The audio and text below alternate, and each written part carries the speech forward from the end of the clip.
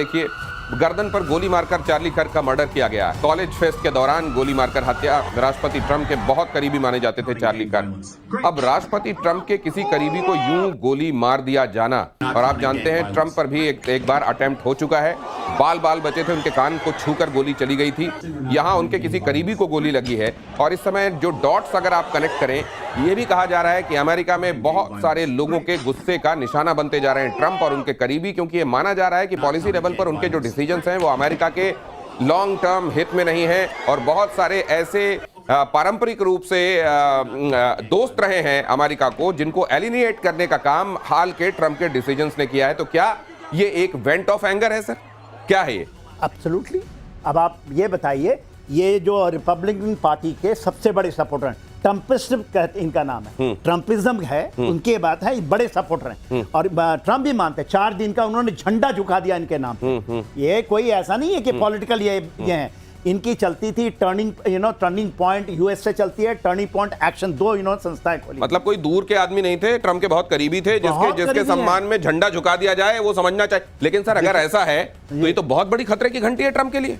देखिए, उन्होंने ये तो कहते हैं ना, उनके कंजर्वेटिव सदस्य हैं वहां के, और फैमिली ट्रेडिशंस में विश्वास करते हैं। गन लाइसेंसिंग को रोकने की बात की थी, गन ने इनको मार दिया। ये बात कर रहे थे लिबरलिज्म की, ये चाह रहे थे ट्रेडिशनल फैमिली और कैथोलिक, और जो कहते हैं ना, एक तरह से फैमिली वैल्यूज को बढ़ा रहे थे। और उस हिसाब से इनके दोस्त बने थे और बहुत मदद हुई थी इलेक्शन में ट्रंप के। इनके कारण वो पूरा समुदाय। तो आप ये कहना चाह रहे हैं क्या, किया ट्रंप ने भरा कर्क ने? अब इनको ये गोली मार दी उन्होंने। तो ये तो नहीं, तो क्यों मारी गई होगी ये गोली? इसलिए ये क्योंकि गन कल्चर के खिलाफ बोल रहे थे, लेफ्ट विंग वाले गन कल्चर के खिलाफ कई सारे फैमिली वैल्यू सिस्टम मैं ये जानना चाह रहा हूं कि वहां की ऐसी लॉबी है जिसका ये शिकार, या लेफ्ट विंग के शिकार होगा, या ट्रंप के खिलाफ लोगों में जो नाराजगी पनप रही है उसका शिकार? दोनों कह सकते हो आप, दोनों कह सकते हो। लेकिन हाँ, वो कहा गया कि लेफ्ट विंग के लोग नहीं चाहते थे कि ये ट्रेडिशनल वैल्यू सिस्टम पे चले। जैसे उन्होंने कहा था कि अभी डिबेट होने वाला था कि ट्रांसजेंडर को गर्ल्स टीम में नहीं खिलाना है। इस तरह की बात करते हैं, फैमिली वैल्यू सिस्टम पे बात करते हैं, ओपन डेमोक्रेसी की बात करते हैं। वो कहते हैं कि आप किसी भी ऑफेंसिव पोस्चर में ना जाओ। उनका कहना यह था, बहुत यंग थे, 31 ईयर के, इनको युवाओं का वो था, नया जो जोश होता है, तो उस हिसाब से चल रहे थे। लेकिन हाँ, अब वहां पे तो ओपन गन है, सबके पास गन है। एक को बुरा लगा, आपका एनालिसिस यही है या इससे कुछ अलग है?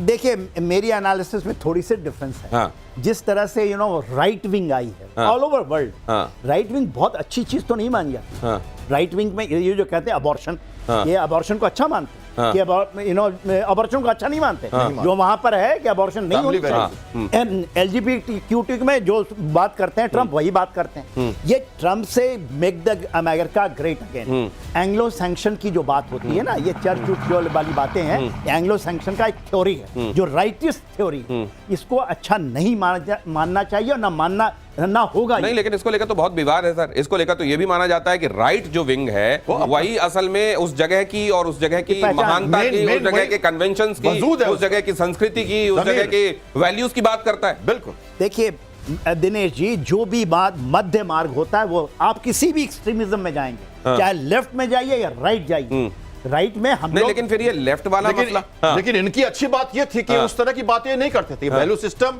ट्रेडिशनल संस्कारों की बात करते थे, लेकिन साथ वो कहते थे कोई भी ऑफेंस, जैसे महात्मा गांधी का सिद्धांत था, वो एक तरह से वैल्यू सिस्टम से सिद्धांत था। आप उनको क्या कहोगे महात्मा गांधी को? आप राइट विंग ही कहोगे, क्योंकि आपको वैल्यू सिस्टम से जीते थे। तो ये भी कारकीर्द है, वो इसी तरह के यंग थे, लेकिन फिर भी वैल्यू सिस्टम के साथ साथ कोई वायलेंस नहीं। आज बहुत तरह की समीक्षाएं जब हो रही हैं, तो कई लोग तो गांधी जी की तरफ देखते हुए ये भी कह रहे हैं कि कई ऐसे मोड़ थे इतिहास में जहां पर यह लगा कि कहीं वो अपीजमेंट कर रहे हैं, क्या हिंदुओं को क्या दोयम समझ रहे हैं, और ये समझ रहे हैं कि उनको बर्दाश्त करते जाना चाहिए चाहे कितना भी अत्याचार उनके ऊपर होता है। हमेशा उठेगी जब आप राइट विंग की बात करोगे। आपको लगेगा कि हम अपीजमेंट कर रहे हैं, हम अपने संस्कारों में रहना चाहते हैं, हम लीक पर चलना चाहते हैं। लेकिन सवाल ये है, ये गुस्से का शिकार हुए हैं या ये अगर ऐसा हुआ है सर, तो क्या आने वाले दिनों में जनता को हम वहां सड़क में ट्रंप के खिलाफ देखेंगे, या तब तक में ट्रंप पलटी मार लेंगे?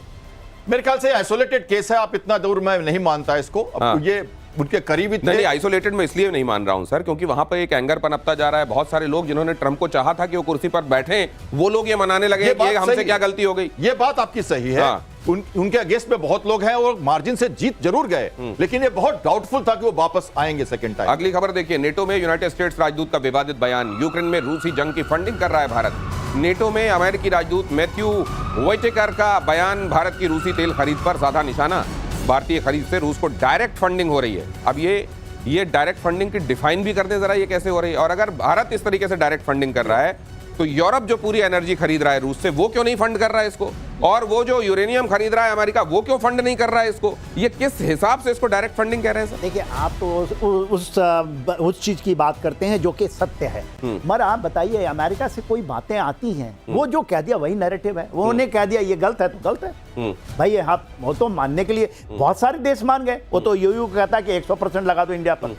ये बात है ना, उर्सुला वॉन डर लायन को ये बताया गया है ट्रम्प की तरफ से कि 100% लगाओ भारत के ऊपर। नहीं तो ये अब ट्रम्प के भी सुर बदल रहे हैं, उन्होंने राग अपनी बदल ली है, तो इनका कभी मैसेज नहीं पहुंचा है क्या कि इनको भी राग बदल लेनी चाहिए? नहीं, एक धारा रखें कि तुम बोलते जाओ, मैं थोड़ा सा करता हूं। अच्छा, ये टैक्टिक्स है उनके, आर्ट ऑफ डीलिंग का एक बहुत बड़ा टैक्टिक्स है। आप जैसे मेरे को मैं पागल आदमी हूं, मेरे को समझाना, एक आप मुझे थप्पड़ मारिए प्यार करें, वो तो है ही ना। अच्छा, ये कैरेट एंड स्टिक चलाना चाह रहे हैं कुछ लोगों को। इन्होंने कह दिया कि तुम अब भी उसी तरह का प्रेशर बनाते रहो, यहां से मैं थोड़ा सा नर्म होना शुरू करता हूं। भारत इसमें फंसता रहा है, मगर इस बार नहीं फंसेगा, इसलिए कि आपके बाद सोचने वाला व्यक्ति बैठा है। नहीं तो भारत ऐसी चीजों में फंसता रहा है। भारत ऐसी चीजों में फंसता रहा है, लेकिन इस बार भारत का नेतृत्व, इस बार उनको ये समझ में आ रहा है कि हमसे बड़ा कोई खिलाड़ी बैठा हुआ है। वरना तो उनको ये लगता था कि हम जब चाहें, जिससे चाहें, जैसे भी खेल सकते हैं। और पाकिस्तान के झूठ पर भारत का करारा प्रहार। अगली खबर, यूनाइटेड नेशंस में भारत ने पाकिस्तान को दिखाया आईना। United nation human rights commission UNHRC में भारतीय राजनयिक का पाकिस्तान को जवाब। UNHRC में झूठ और दुष्प्रचार पेश कर रहा है पाकिस्तान। आतंक परस्त पाकिस्तान को लगाई फटकार, पाकिस्तान को 9/11 की बरसी याद दिलाई, पाकिस्तान के आतंकी हमलों की लिस्ट गिनाई और ये बताया कि तुमने देखो दुनिया भर में क्या क्या किया है। और मुझको लगता है जिस तरीके से 9/11 का जिक्र इजराइल ने किया है और भारत ने भी ये जिक्र किया है, टारगेट ऑडियंस असल में अमेरिका है सर, जिसको ये बताया जा रहा है कि आतंक के साथ दोहरा रवैया अपनाना छोड़ दो। 9/11 एक बार भुगत चुके हो, फिर से वो नौबत आ सकती है। एब्सोल्युटली। देखिए, हर एक पटल पे, और ये कहा गया था, और ये आपने सुना ही होगा 15 अगस्त में जब बोला गया कि हम किसी भी फोरम में जाएंगे, चाहे यूनाइटेड नेशन का फोरम हो, बायलैटरल, मल्टीलैटरल, पहली बात होगी टेररिज्म के ऊपर में और इसी दोहरे नीति के ऊपर में जो चीजें होती हैं। ये जो भारत ने अपने लिए गांठ बांध ली है कि आप जहां भी करें। और आप देखिए, चाहे SCO का मंद हो, ब्रिक का, नहीं, लेकिन मुझे ये समझ में आ रहा है सर, देखिए यूनाइटेड किंगडम हो, यूरोपियन कंट्रीज हो, खुद अमेरिका हो, सब ने पाकिस्तान प्रायोजित आतंक के किसी ना किसी रूप को कभी ना कभी देख लिया है। फिर भी इनकी आंखों में कितनी झिल्लियां चढ़ी हुई हैं जिनको हटने में इतना देर लग रही है। देखिए, हमारे जो स्थायी सदस्य हैं वहाँ त्यागी जी, उन्होंने बहुत बेहतरीन तरह से फटकार लगाई है उनको। क्योंकि एक तरफ जो आप दिखा रहे हो स्क्रीन पे, सारी बातें वो कह रहे हैं, इतनी सारी गिना रहे हैं वो, 9/11 की भी बात कर रहे हैं वो।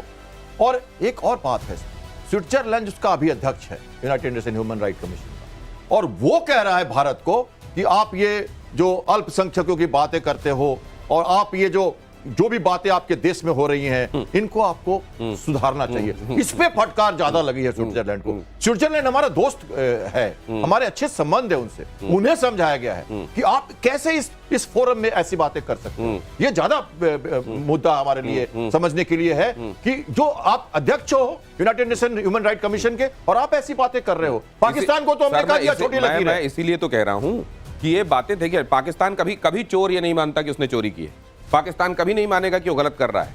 ये उससे